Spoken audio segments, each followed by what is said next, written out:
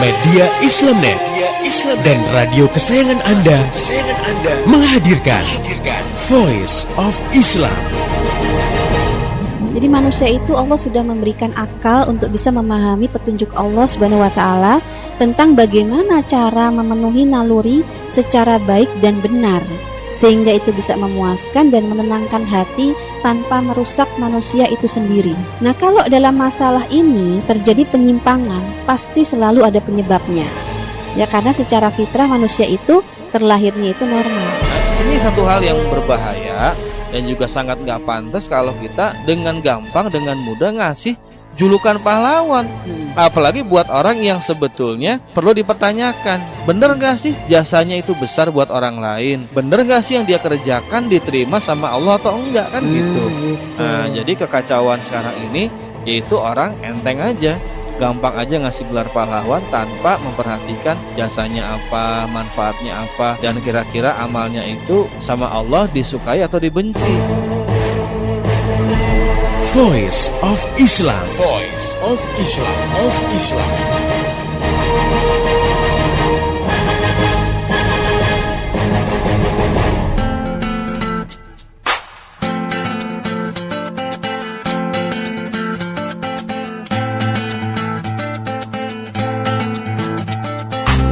Assalamualaikum warahmatullahi wabarakatuh. Halo Indonesia, senang sekali saya Bunga Salsabila dapat menjumpai kamu semua dalam program Voice of Islam, kerja bareng Media Islamnet dengan radio kesayangan kamu ini. Dan hari ini dalam rubrik Cewek Only kita akan membahas tema pelajar kok nyambi jadi PSK bersama narasumber kita Mbak Asri Supatmiati. Beliau adalah penulis buku Cewek Ngomongin Virgin. Oke, kita sapa dulu beliau. Assalamualaikum Mbak. Waalaikumsalam warahmatullahi wabarakatuh. Kabarnya gimana Mbak hari ini? Alhamdulillah baik ya? Sekali Mbak. Iya, alhamdulillah. Oke, sobat muda, kamu semua pasti pernah denger dong istilah pelajar yang nyambi jadi pelacur. Nah, itu loh istilah kerennya PSK alias pekerja seks komersial.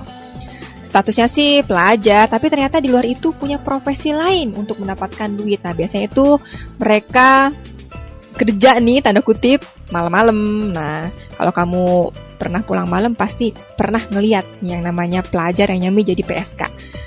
Nah, gimana sih Islam menyelesaikan problem ini? Kita akan bahas itu semua bersama Mbak Asri Supatmiati. Nah, Mbak Asri, fenomena pelajar yang nyambi jadi PSK itu kayaknya makin banyak aja ya Mbak Asri ya. Apa sih sebenarnya yang mereka cari? Iya, benar banget Mbak Bunga. Kalau kita lihat dari berita-berita, informasi di media massa ya, emang makin banyak ya pelajar-pelajar yang ya ketangkap basah jadi PSK.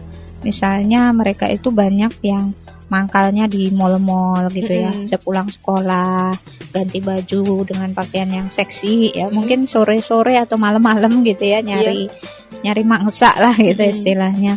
Misalnya misalnya tempat mangkalnya tuh kayak di mall gitu ya, di kafe-kafe gitu kan, seperti itu. Dan itu biasanya memang yang banyak di kota-kota besar ya. Ya karena yang namanya menjamurnya tempat hiburan, kemudian pusat perbelanjaan itu kan kota-kota besar, dan mereka memang biasanya juga melayani cowok-cowok hidung belang gitu ya, yang juga berada di tempat-tempat hiburan kan. Iya. Di hotel atau mungkin di tempat-tempat pariwisata gitu kan.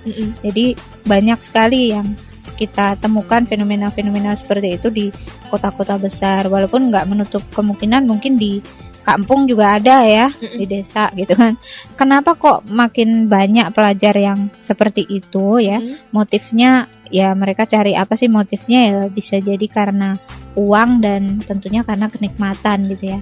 Motif pertama uang, bisa jadi karena remaja-remaja itu ya tergiur untuk mendapatkan uang dengan cara instan, dengan cara mudah untuk memenuhi segala kebutuhannya. Ya tahu sendirilah zaman sekarang kan yang namanya kebutuhan hidup itu sangat banyak, karena dipengaruhi oleh gaya hidup konsumtivisme. Artinya remaja-remaja itu dibujuk dengan melalui iklan ya, melalui majalah-majalah remaja, supaya dia mengonsumsikan atau membelanjakan uang untuk berbagai hal yang sebetulnya itu bukan keperluan remaja ya. Kalau zaman kita atau zaman ayah ibu kita kan dulu paling kebutuhan remaja itu apa sih? Ya sekolah, paling seragam gitu kan. Iya. Tapi kalau sekarang kan kebutuhannya untuk ngedugem lah gitu kan, untuk langganan majalah gosip gitu kan, untuk membeli produk-produk atau aksesoris, kemudian untuk membeli kosmetik dan sebagainya. Pokoknya kayaknya pengeluaran remaja terutama cewek itu kan besar banget, banyak banget. Sementara kalau di sisi lain si cewek ini tidak sabaran orangnya, tidak beriman gitu ya. Ya dia akhirnya mencari jalan pintas. Kalau dia minta orang tuanya nggak mampu membelikan, ya akhirnya mencari jalan pintas gimana sih yang paling mudah, yaitu dengan menjual diri. Nah ini naudzubillah min dzalik ya, kalau ini sampai dilakukan oleh para muslimah, nah itu sangat disayangkan. Tapi ada juga nih Mbak Bunga ya, fenomena pelajar ataupun juga mahasiswa gitu ya, tapi dia juga jadi pelacur karena motif sekedar have fun, untuk kesenangan pribadi gitu. Jadi sebetulnya dari sisi materi, dari sisi keuangan mereka nggak masalah. Orang tuanya mungkin kaya, kebutuhan semuanya bisa terpenuhi gitu kan. Tapi karena gaya hidup di perkotaan itu begitu luar biasa bebas ya, akhirnya dia terjerumus ke dalam lembah hitam. Banyak juga sih, misalnya ada cewek-cewek yang dia itu lebih senang kalau keperawanannya itu hilang karena dijual daripada hilang oleh pacarnya. Naudzubillah min dzalik ya. Jadi ya daripada kalau saya berikan ke pacar saya kan gratis, tapi kalau saya jual kan dapat duit. Nah lumayan kan duitnya.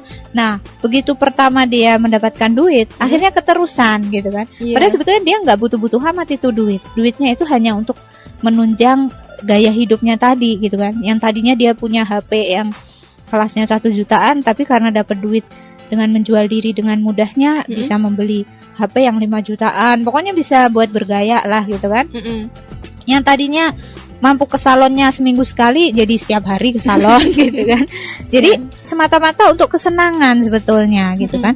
Nah itu nggak sedikit juga yang motifnya seperti itu. Artinya dia memang mencari kepuasan pribadi dari aktivitas yang instan, yang mudah dan menyenangkan bagi dia gitu. Iya. Nah, kenapa sih Mbak mereka itu bisa gitu Mbak terjerumus ke dalam lembah hitam seperti itu tadi Mbak? Ya, memang ada yang mereka itu menjerumuskan diri secara sadar ya. Ya seperti contohnya yang karena kesenangan tadi, atau memang motifnya untuk mencari duit ya. Mereka tahu betul bahwa ya inilah cara yang paling mudah untuk mendapatkan duit, cara yang paling mudah untuk bersenang-senang ya. Akhirnya ya udah keterusan ya. Tapi ada juga sih yang memang karena tadinya mereka itu korban perdagangan manusia ya, korban trafficking. Jadi ada cewek-cewek itu yang dijebak oleh para mucikari ya istilahnya, atau ya pokoknya yang mencari perawan-perawan untuk dijual di tempat-tempat hiburan gitu kan. Nah itu kemudian akhirnya terjerumus di lembah hitam itu. Nah tentunya kenapa bisa terjadi seperti itu, kok mudah banget cewek-cewek itu terjebak ya. Ya pastinya karena lemahnya iman dari si individu-individu cewek itu sendiri gitu kan. Artinya kalau dia kuat imannya, teguh pendiriannya untuk menjaga kesucian dirinya, apapun yang terjadi, walaupun dia sampai mati gitu ya, memperjuangkan harga diri itu lebih utama gitu kan, dibandingkan dengan menuruti kemauan dari orang yang menjebaknya, yang memaksanya itu. Kemudian juga tentunya ada pengawasan yang kurang ketat dari orang tua, lingkungan dan sekolah ya. Sehingga kenapa kok pelajar-pelajar bisa nyambi. Misalnya pelajar yang harusnya pulang sekolah jam 1 siang, tapi sampai sore atau bahkan sampai malam kok nggak pulang, ya tentunya orang tua harusnya curiga gitu kan.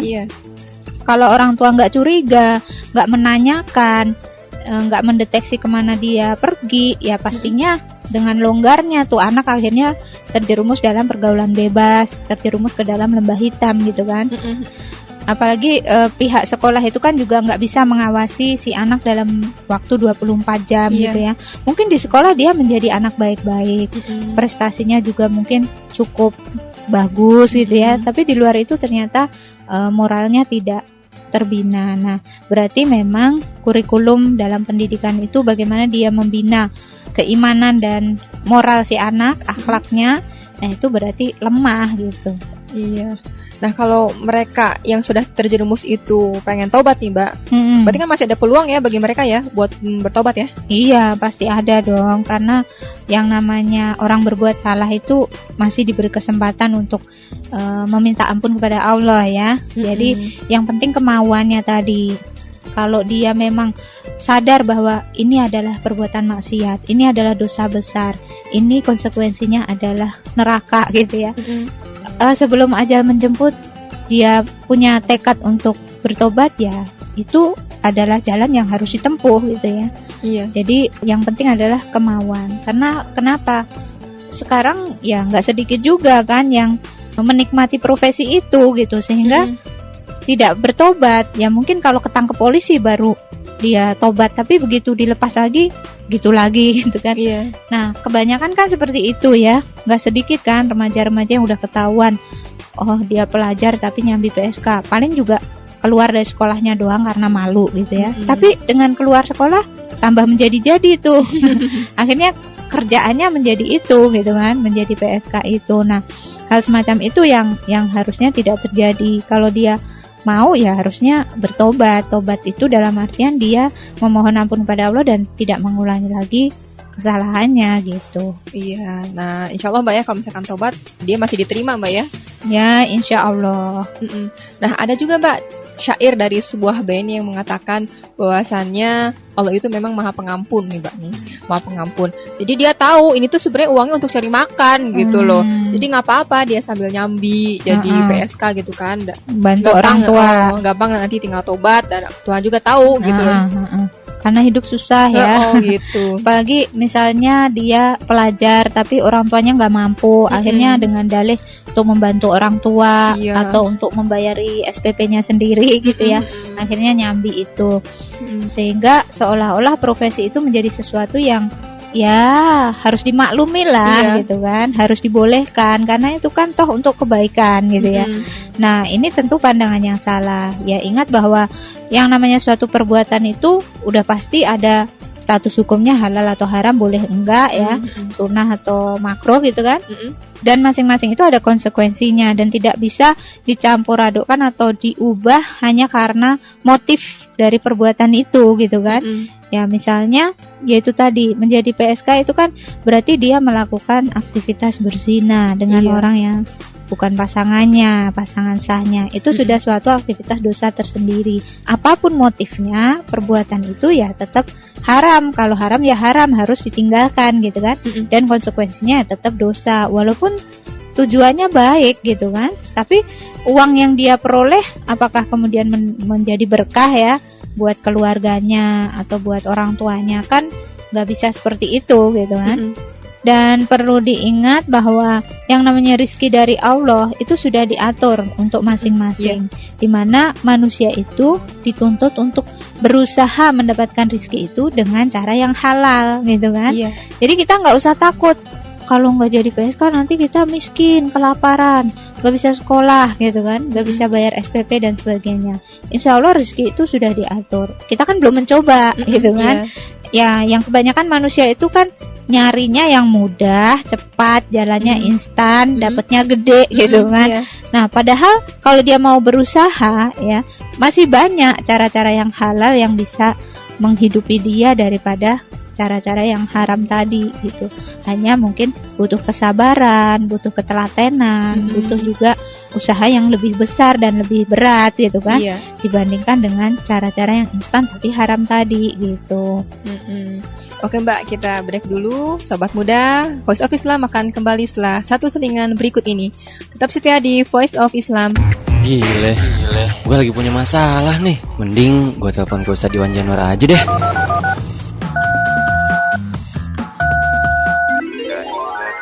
Allah menguji kita dengan masalah. Allah pun telah siapkan solusinya untuk menguji setiap dari kita. Siapa hamba terbaik. Waduh, HP Ustadz Iwan kok ada arbitri lagu ini? Ini kan lagunya Voice of Islam. Tapi benar juga sih. Kan setiap masalah itu ujian dari Allah. Assalamualaikum. Ada apa toh? HP-nya sekarang ada arbitrinya ya? Oh iya. Saya senang banget dengan pesan di lagu itu. Emangnya ada apa toh? Nggak jadi, Tad. Loh, kok nggak jadi? Iya, Tad. Soalnya tadi sebenarnya saya mau konsultasi. Nah, saya lagi punya masalah, Tad.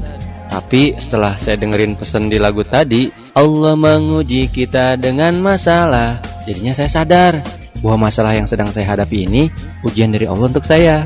Tinggal saya lakoni aja solusi yang diberikan Allah dalam persoalan ini. Makasih ya, Tad, arbitinya. Ya, sama-sama.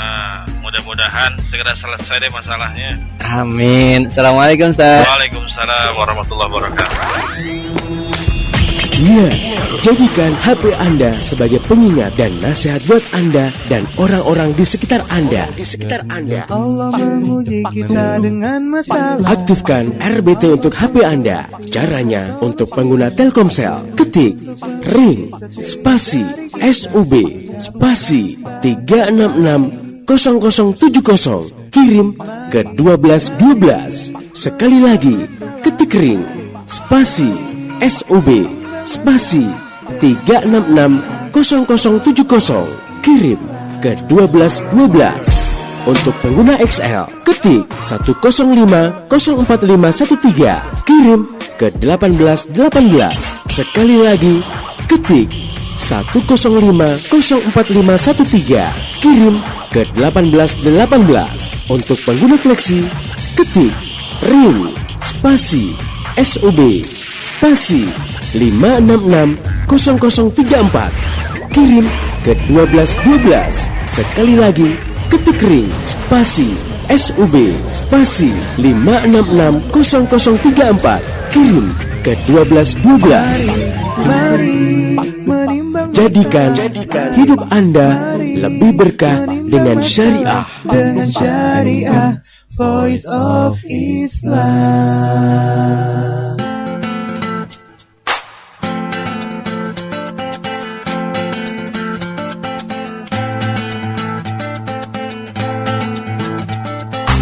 Masih di Voice of Islam, kerja bareng media Islamnet dengan radio kesayangan kamu-kamu ini. Kamu-kamu semua masih bersama saya, Bunga Salsabila, dan juga narasumber kita yaitu Mbak Asri Supartniati dalam rubrik Cewek Only, dan tema kita hari ini yaitu pelajar kok nyambi jadi PSK. Oke Mbak, kita lanjutin Mbak ya obrolan kita. Nah, bagaimana Mbak pandangan Islam sendiri tentang upaya untuk mencegah agar pelajar tidak nyambi sebagai PSK? Ya, sebetulnya kalau sejak dini kurikulum pendidikan berbasis Islam itu diterapkan ya, pembinaan iman, akhlak itu sudah sejak awal dilakukan kepada anak-anak gitu ya. Ya, ketika mereka dewasa sudah mencapai usia remaja, ABG gitu ya, insya Allah nggak bakalan terjerumus baik menjadi PSK ataupun terjerumus dalam narkoba, pergaulan bebas dan sebagainya ya. Jadi memang kuncinya adalah bagaimana menanamkan iman, menanamkan akidah Islam yang kuat kepada anak-anak ini gitu kan, sejak dini. Dan itu bisa dilakukan di keluarga, di lingkungan maupun di sekolah gitu kan. Tidak hanya ketika di rumah ya, di rumah dia dididik dengan agama yang ketat oleh orang tuanya, bagus gitu kan. Tapi di sekolah kurang, kemudian di lingkungan bergaul dengan anak-anak yang gak benar, akhirnya tergerus juga imannya gitu kan. Jadi semua itu harus komprehensif, pendidikan di keluarga, di lingkungan dan di sekolah. Nah, kalau itu dilakukan, insya Allah tidak akan kepikiran lah remaja-remaja itu untuk nyambi jadi PSK. Minimal dia punya rem bahwa itu dosa, bahwa itu haram gitu kan dilakukan, apapun motifnya gitu kan. Dan yang kedua tentunya kontrol dari masyarakat ya. Masyarakat itu bisa melihat dan bisa mengkritik atau memberi nasihat ya. Misalnya ini ada pelajar tapi kok pulangnya malam terus, atau dia pelajar di rumah orang tuanya sibuk bekerja keluar negeri dan sebagainya, yang ada hanya pembantu tapi kok banyak tamu cowok-cowok ke rumahnya gitu kan. Nah, itu harus dikontrol oleh masyarakat. Misalnya ketua RT-nya menegur gitu ya. Ini tamu-tamu laki-laki siapa kok pulangnya juga malam dan sebagainya. Nah, itu hal yang harus dilakukan gitu untuk mencegah supaya tidak terjadi hal-hal yang tidak diinginkan gitu kan. Nah, terakhir tentunya benteng yang paling kuat adalah negara ya. Negara itu harus memberi sanksi tegas bagi industri yang menyuburkan profesi PSK itu gitu kan. Misalnya para mucikari, germo, kemudian juga ya tempat-tempat hiburan yang memang membolehkan menyediakan lahan untuk aktivitas perzinaan gitu kan. Itu harus diberi sanksi yang tegas. Kalau enggak orang kan enggak kapok ya. Ya dia akan mencari-cari terus nih mana ABG-ABG yang akan dijadikan sebagai korban gitu kan. Iya. Nah, bagi mereka yang sudah terjerumus, Mbak, ke lembah hitam tadi yang mereka udah kepalang jadi PSK. Nah, bagaimana Islam mengatasi mereka-mereka yang sudah terjerumus tadi, Mbak? Ya, pastinya kalau mereka mau bertobat ya, itu akan dibina ya, diluruskan kembali akidahnya, kemudian dibina mentalnya, akhlaknya, mungkin juga dibekali dengan keterampilan untuk mengentaskan dia dari lembah hitam menjadi seorang remaja yang benar lah, dia kembali bisa sekolah dengan biasa ya, normal ya. Atau kalau dia nggak mau sekolah ya itu tadi dibekali keterampilan yang dia bisa mengaplikasikan untuk mendapatkan uang gitu kan, untuk mendapatkan sumber pendapatan. Itu kalau memang faktor ekonomi yang menjadi masalah ya. Jadi bagi pelajar-pelajar yang nyambi jadi PSK tapi sebetulnya dia adalah korban trafficking ya. Jadi dia nyebur ke lembah hitam itu bukan karena kemauan sendiri ya, tapi karena keterpaksaan ya. Yaitu mereka bisa dianggap sebagai korban yang harus diselamatkan, dibina gitu kan oleh Islam. Tapi kalau mereka itu menjadikan PSK-nya itu sebagai profesi atas kesadaran pribadi, mereka tahu hukumnya bahwa itu sebetulnya zina ya tentunya harusnya mereka dihukum gitu kan, karena mereka sudah melanggar syariat Islam gitu ya. Ya memang sih dalam kondisi sekarang mungkin pada saat hukum Islam itu tidak ditegakkan ya, sulit ya untuk menghukum mereka itu sesuai dengan syariat Islam. Makanya yang namanya PSK itu makin banyak menjamur dan juga susah diajak tobat gitu ya. Hanya 1-2 lah yang mau gitu kan, kalau ada jaminan bahwa mereka itu bisa hidup tanpa menjadi PSK gitu kan. Nah, yang jelas intinya adalah kalau mereka bertobat dan tidak akan mengulangi lagi perbuatannya, ya pastinya akan dibina di dalam Islam ya. Yang tentunya Islam juga memberikan solusi atas akar masalah kenapa sih kok banyak pelajar yang nyambi jadi PSK tadi. Misalnya karena gaya hidup konsumtivisme yang mendorong. Nah, gaya hidup konsumtivisme itu harus di stop gitu kan. Misalnya karena kemiskinan, faktornya orang tuanya miskin dan dia pengen bantu orang tua karena dia nggak bisa bayar SPP. Ya berarti kemiskinan itu harus diatasi. Bagaimana supaya orang nggak miskin gitu kan. Nah, jadi akar masalahnya juga harus diatasi oleh negara dan dalam hal ini Islam punya solusi itu. Bagaimana supaya tidak terjerumus dalam perilaku maksiat. Dan termasuk juga bagaimana Islam itu memerintahkan bagi remaja-remaja muslimah ya untuk menutup aurat, menjaga pergaulan, menundukkan pandangan. Sebetulnya itu bagian-bagian dari aturan Islam untuk menjaga harga diri mereka supaya mereka nggak mudah terbujuk rayu oleh para mucikari misalnya gitu ya. Juga tidak mudah terjerumus dalam pergaulan bebas, kemudian dalam gaya hidup hedonisme yang serba boleh gitu kan. Nah, itu yang harusnya dilakukan oleh para remaja, yaitu taat kepada syariat Islam. Yang jelas kalau misalkan kita punya benteng akidah, kita akan bisa melangkah sesuai dengan aturan, sesuai dengan Islam ya, sesuai dengan syariat ya. Iya, benar banget Mbak Bunga, karena memang Islam itu kan mengatur seluruh aspek kehidupan dan pastinya menjadi solusi atas seluruh problem hidup manusia. Jadi nggak usah khawatir kita akan kesulitan ekonomi, akan seret rezeki, akan nggak bisa bergaul atau nggak bisa berpenampilan percaya diri gitu ya. Kalau kita itu berpegang teguh pada Islam, justru sebaliknya itu yang akan membuat kita itu hidup dengan tenang, nyaman, dan insya Allah lebih percaya diri dan malah bisa menyelesaikan berbagai persoalan yang kita hadapi gitu. Yang jelas bagi kamu nih sobat muda, jangan sampai deh nyambi jadi PSK itu jadi pilihan atau jadi kebutuhan untuk mencari kenikmatan. Oke, sobat muda, bagi kamu-kamu yang ingin memberikan pertanyaan, masukan atau kritik, kamu semua bisa kirim surat ke radio kesayangan kamu ini, atau kamu juga bisa kirim lewat email ke mediaislamnet@yahoo.com, atau kamu juga bisa kirim lewat SMS ke 0856 9492 4411. Saya Bunga Salsabila dan seluruh kerabat kerja yang bertugas mengucapkan terima kasih kepada Mbak Asri Supatmiati atas penjelasannya. Sama-sama Mbak Bunga. Dan juga terima kasih kepada Sobat Muda yang sudah setia nongkrongin Voice of Islam dari awal sampai akhir. Pesan saya, sampaikan apa yang kamu peroleh dari acara ini kepada yang lain agar rahmat Islam segera tersebar luas termasuk di kota kamu yang tercinta ini. Mari menimbang masalah dengan syariah. Wassalamualaikum warahmatullahi wabarakatuh. Sahabat, setiap kita punya masalah, setiap kita punya persoalan. Namun, selama kita masih punya harapan, pasti akan ada perubahan. Ada 7 golongan yang Allah akan menaunginya pada saat tidak ada naungan kecuali naungannya. Orang yang mengingat Allah ketika sendirian sehingga bercucuran air matanya. Jadi orang yang menangis karena kesalahannya itu orang yang beruntung.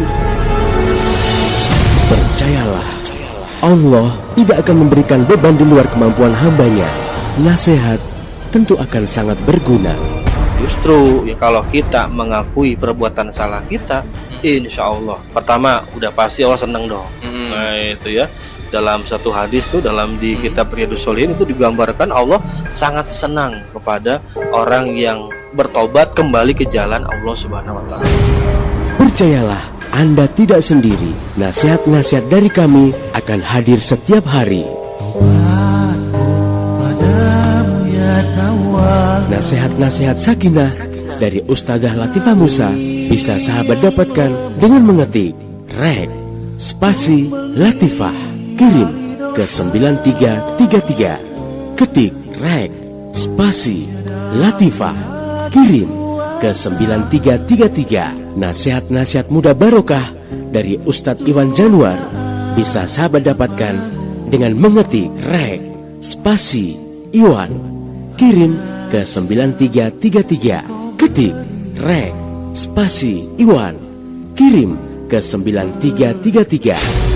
Insya Allah bermanfaat dunia akhirat.